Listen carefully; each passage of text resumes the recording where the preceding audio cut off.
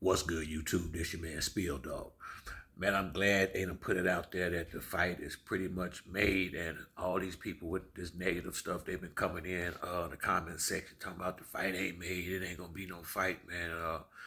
I think a lot of people just so used to being negative, they just can't see positive in nothing. But now the fight is actually finna happen. It's just formality now. Them having a little face off and press conference. I'm thinking that'll come possibly next week sometime. I really believe that'll be coming soon. But it's Bud Crawford gonna pay a heavy price in this fight. I think and it's not necessarily his fault, but it's gonna be behind a lot of the boxing, the OGs and a lot of the writers and reporters.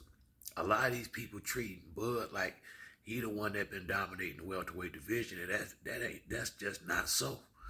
I mean, the guys that he fought, the best ones that he fought, Earl had already beat. And the other ones, I mean, like I said, man, you damn near have to be from another country to appreciate the people he been fighting with. Them names they got, Kovaloskas and all these people from other countries that we really don't know nothing about. If for me, I got mad respect for Crawford and his fight game. I'm just it ain't got nothing to do with that. But I'm just laying it out there like it is. Since he been in the welterweight, damn near all the fights been somewhat suspect to a degree. Outside of Mean Machine, and I guess Sean Porter and Jeff Horn, the rest of them been somewhat sketchy. Benavidez had been shot in the leg before he fought. He got no lateral movement. You just seen Danny Garcia dominate him. The boy Kell Brook. A lot of his fans don't, they fail to mention the fact that it was somewhat short notice. He had to come down from 154 to 147, and he didn't have his trainer who had been training him his whole career. That makes a difference. He didn't have Kell Brook, didn't have him. Amir Khan, I mean, he didn't, that wasn't a stoppage. The fight was stopped on low blows. He got hit low and couldn't continue to fight. That ain't a legitimate stoppage right there. It's not, and it wasn't a legal punch. It was a low blow. And he couldn't finish the fight. And I guess they went to the cars or whatever. And that's how the Khan fight went down. And so when they say, because I've been having people coming in the comment section talking about your Bud that knocked out everybody he fought in the welterweight division. He really didn't, because he did knock out Amir Khan, and it ain't like he been fighting Keith Thurman and Ugas and them type dudes. It really ain't. Kell Brook that had both his orbital bones broke in both eyes, one by Spence, one by GGG, and had to shrink down and wait for the fight. He's not 100%. Just them facts. I still like the fight, but I'm just keeping it. I'm just telling it like it was. I done told you the situation with Benavidez. It's been somewhat suspect. All of them except Sean. Sean was legitimate in my opinion. If he didn't come in there ready, that ain't got a damn thing to do with Crawford. So I really don't. All I can do is give him credit for that fight. But Mean Machine, I mean, he beat him, but he got dropped by him. And do you think Mean Machine will beat Earl, Sean, Keith, Daddy? No, he won't beat none of them. I mean, he was supposed to win that fight. Jeff Horn, that belt was given to him. He didn't beat Manny in that fight. He got robbed. And you tell me who over there at PBC can't beat Jeff Horn? Tell me who. So when they giving Bud all this love in the welterweight, he ain't did nothing. He really haven't. He ain't done nothing to get no love like that in the welterweight division. And then when these people come telling me he done knocked out 11 people in a row, he only had 6 welterweight fights. One of them was a low blow stoppage. So are y'all talking about 135 and 140 pound fighters? I mean, come on. Before Spence fought Mikey Garcia, he had already knocked out 11 straight. These was all welterweights, every single one of them. So the stuff they propping him up for is stuff Spence already done. And Bud been fighting pro longer than Errol Spence. I can't understand how he getting so much love in this particular fight when he ain't done nothing. He done been in the division 6 years and had 6 fights, a fight a year. How in the hell can somebody get the belt like that? Yeah, he ain't defended it. And then he picked and choose who he fought. That's just facts. I like Bud too, in my own way, but he ain't ready for he ain't been putting the kind of work Spence been putting in. Spence just went down the list. And it wasn't all that suspect shit where they coming down and weight, been shot. All this is damn there's something with all of them. Amir Khan been knocked out had been knocked out like 4 times already. And Bud didn't knock him out. The fight got stopped on low blows, so that's not a stoppage. But they giving him credit for that, but that's not what that is. So he only had 5 real legitimate knockouts at welterweight. He ain't been fighting. Earl was hurt for 2 years. In my opinion, he had time to fight Danny Garcia because he could have cleaned the damn division up. He chose not to. He been sitting back waiting on this one fight and being careful to make sure he didn't do nothing to mess it up. I ain't got no problem with Bud. He ain't the one out here ranking himself like that.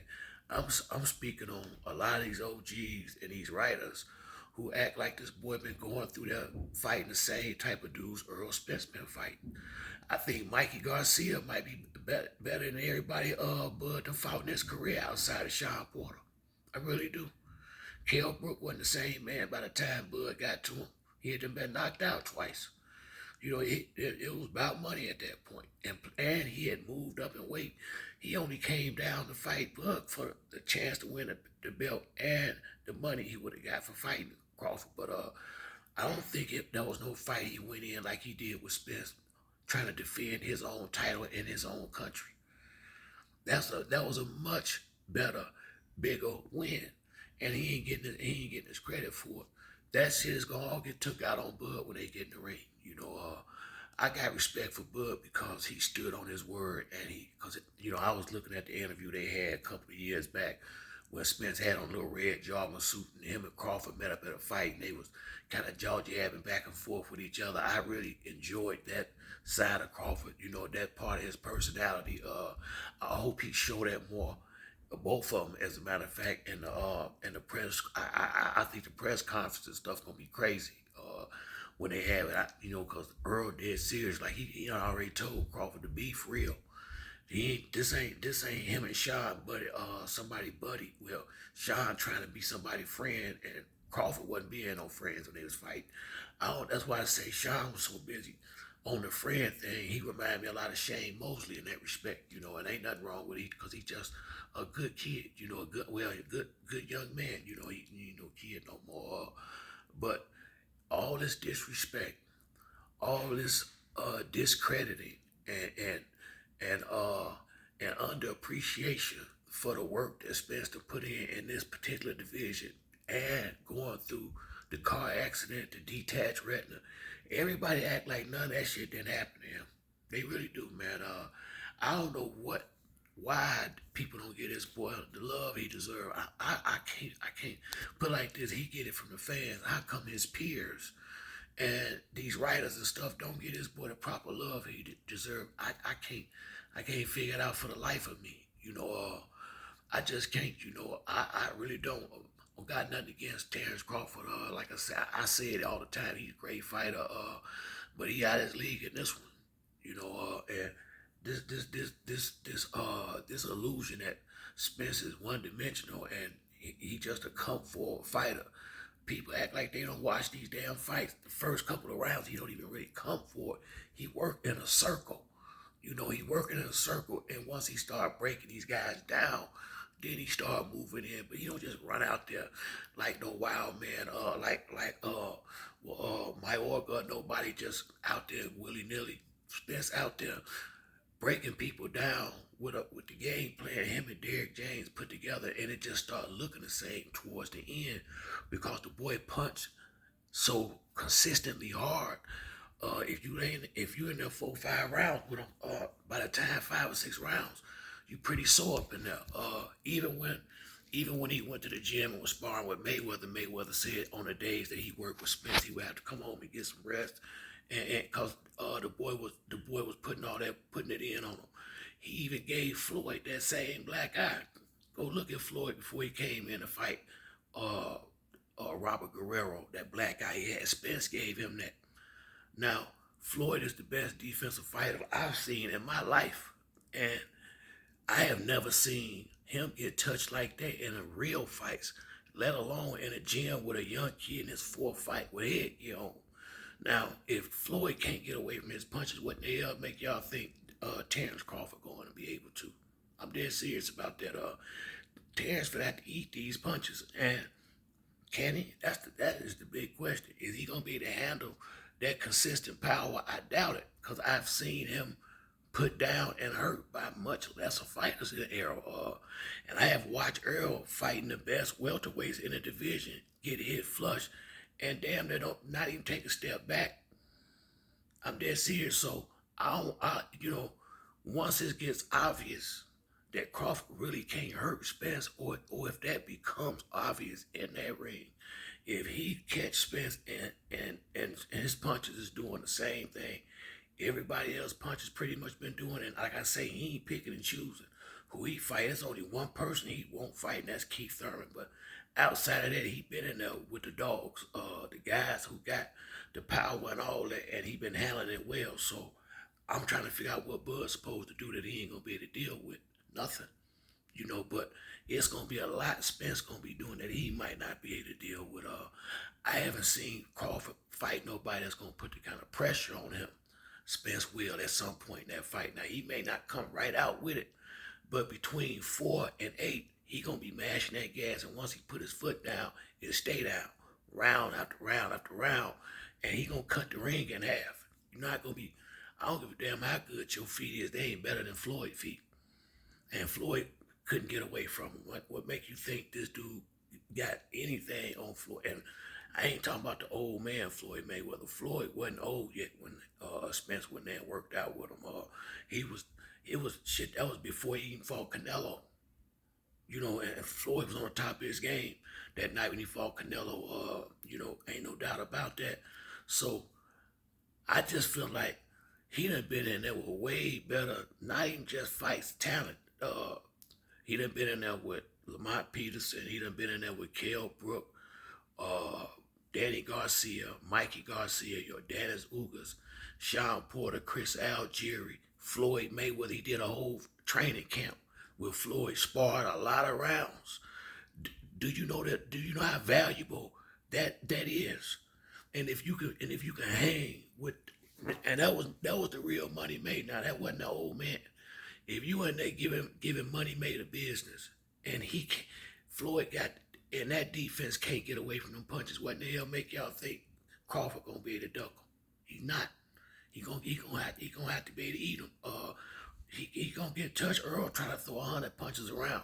So when you say counter punching, I don't know. Like I say, that's what I don't be knowing what people know about boxing. It's very hard to counter a guy with a busy jab and throwing as many punches as Spence. You need them guys that like to take a punch and admire their work to be a good counter puncher. Earl don't punch and just stand right there in front of you. He gonna lay off 2 or 3 punches and slide out and slide to the side, and pivot out of there. And with the pressure that he's gonna be making, Crawford is constantly gonna have to keep resetting his feet. I can understand why y'all don't see this. You can't win a big fight like this running. Ask Oscar De La Hoya when he fought Felix Trinidad, running around the ring like that and lost that fight. They not having no big fight like this and let nobody come in there and suck all the air out the building and walk out of there with no belt. You're going to have to get in there and thump some, and Crawford got that heart, he got that dog in him, and when Spence touch him and he start licking his tongue out, that's when it's going to be on. Because Crawford is the type, when he get hit, he want to hit back, and that's what Spence going to be waiting on. And it's coming. It's coming. Everybody gonna be them. I don't care how smart you want to be. It's certain things about a person's characteristics that once you push them to a certain point, it's coming out. And if Crawford get touched good, especially in round after round, he gonna come out there and start fighting because the boy ain't no punk. I gotta say, and I just kind of hate this because it make it seem like you don't like one or the other. I like Bud, I do, but ain't no way in the hell I see him beating Errol Spence.